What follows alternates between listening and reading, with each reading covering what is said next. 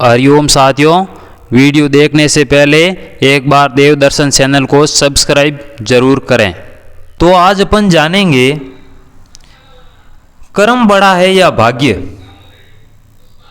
इस दुनिया में कर्म को मानने वाले लोग कहते हैं भाग्य कुछ नहीं होता, और भाग्यवादी लोग कहते हैं किस्मत में जो कुछ लिखा होगा वही होकर रहेगा। यानी इंसान कर्म और भाग्य इन दो बिंदुओं की धुरी पर घूमता रहता है और एक दिन इस जंग को अलविदा कहकर चला जाता है। भाग्य और कर्म को अच्छे से समझने के लिए पुराणों में एक कहानी का उल्लेख मिलता है। एक बार देव ऋषि नारद जी बैकुंठ धाम गए। वहाँ उन्होंने भगवान विष्णु का नमन किया। नारद जी ने श्री हरि से कहा, प्रभु, पृथ्वी पर अब आपका प्रभाव कम हो रहा है। धर्म पर चलने वाले लोगों को कोई अच्छा फल नहीं मिल रहा, और जो पाप कर रहे हैं उनका भला हो रहा है।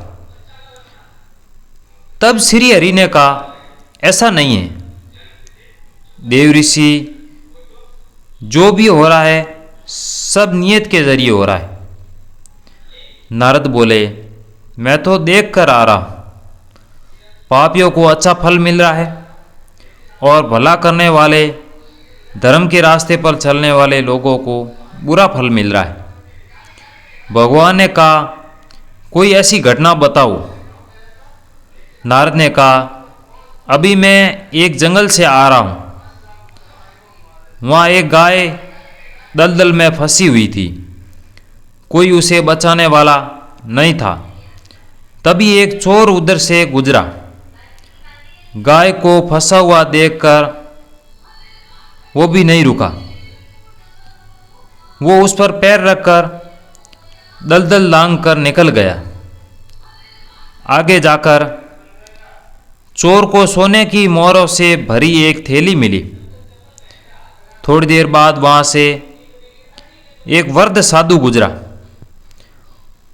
उसने उस गाय को बचाने की पूरी कोशिश की। पूरे शरीर का जोर लगाकर उस गाय को बचा लिया। लेकिन मैंने देखा कि गाय को दलदल से निकालने के बाद वो साधु आगे गया तो एक गड्ढे में गिर गया। प्रभु, बताइए ये कौन सा न्याय है। नारद जी की बात सुन लेने के बाद प्रभु बोले, यह सही हुआ है।